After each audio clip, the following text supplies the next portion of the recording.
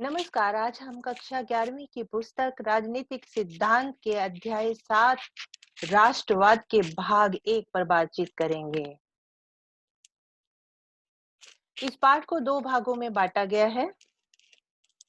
इस वीडियो में हम जिन बिंदुओं पर चर्चा करने जा रहे हैं वे हैं राष्ट्रवाद क्या है, राष्ट्र तथा राष्ट्रवाद और राष्ट्र के विषय में मान्यताएं। पहले बिंदु पर बात करते हैं राष्ट्रवाद क्या है। सामान्यतः यदि जनता की राय लें तो इस विषय में राष्ट्रीय ध्वज, देशभक्ति, देश के लिए बलिदान जैसी बातें हम सुनेंगे। दिल्ली में गणतंत्र दिवस की परेड भारतीय राष्ट्रवाद का एक विचित्र प्रतीक है। राष्ट्रवाद पिछली 2 शताब्दियों के दौरान एक ऐसे सम्मोहक राजनीतिक सिद्धांत के रूप में उभर कर सामने आया है कि इसने इतिहास रचने में महत्वपूर्ण भूमिका भी अदा की है। इसने अत्याचारी शासन से आजादी दिलाने में सहायता की है, तो इसके साथ ही यह विरोध, कटुता और युद्धों की वजह भी बना रहा है। राष्ट्रवाद बड़े-बड़े साम्राज्यों के पतन में भागीदार रहा है। 20वीं शताब्दी की शुरुआत में यूरोप में ऑस्ट्रियाई, हंगेरियाई और रूसी साम्राज्य तथा इसके साथ एशिया और अफ्रीका में फ्रांसीसी, ब्रिटिश, डच और पुर्तगाली साम्राज्य के बंटवारे के मूल में राष्ट्रवाद ही था। इसी के साथ ही राष्ट्रवाद ने 19वीं शताब्दी के विरोध में यूरोप में कई छोटी-छोटी रियासतों के एकीकरण से बेहतर राज्यों की स्थापना का मार्ग भी दिखाया है। दूसरा बिंदु है राष्ट्र तथा राष्ट्रवाद। राष्ट्र के सदस्य के रूप में हम राष्ट्र के अधिकतर सदस्यों का प्रत्यक्ष तौर पर न कभी जान पाते हैं और न ही उनके साथ वंशानुगत संबंध जोड़ने की जरूरत पड़ती है। फिर भी राष्ट्रों का वजूद है, लोग उनमें रहते हैं और उनका सम्मान करते हैं।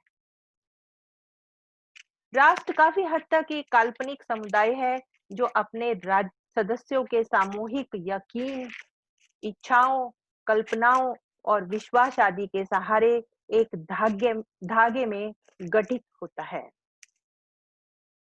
यह कुछ विशेष मान्यताओं पर आधारित होता है जिन्हें लोग उस पूर्ण समुदाय के लिए बनाते हैं तथा जिससे वह अपनी पहचान बनाए रखते हैं। तीसरा बिंदु है राष्ट्र के विषय में मान्यताएं। राष्ट्र के विषय में जिन मान्यताओं पर हम बातचीत करने जा रहे हैं वे हैं साझा विश्वास, इतिहास, भू क्षेत्र, साझे राजनीतिक विश्वास, साझी राजनीतिक पहचान। सबसे पहले बिंदु पर बात करते हैं साझा विश्वास। एक राष्ट्र का अस्तित्व तभी बना रहता है जब उसके सदस्यों को यह विश्वास हो कि वे एक दूसरे के साथ हैं। इतिहास राष्ट्र के विषय में मान्यताओं में दूसरा बिंदु है इतिहास। व्यक्ति अपने आप को एक राष्ट्र मानते हैं और उनके अंदर अधिकतर स्थायी पहचान का ढांचा पेश करने हेतु वे किंवदंतियों, स्मृतियों तथा ऐतिहासिक इमारतों तथा अभिलेखों की रचना के जरिए स्वयं राष्ट्र के इतिहास के बोध की रचना करते हैं। राष्ट्र के विषय में मान्यताओं का तीसरा बिंदु है भू क्षेत्र। किसी भू क्षेत्र पर काफी हद तक साथ-साथ रहना एवं उससे संबंधित साझे अतीत की स्मृतियां जनसाधारण को एक सामूहिक पहचान का अनुभव कराती हैं। जैसे कोई भी इसे मातृभूमि या पितृभूमि कहता है, तो कोई इसे पवित्र भूमि कहता है। राष्ट्र के विषय में मान्यताओं में चौथा बिंदु है साझे राजनीतिक विश्वास।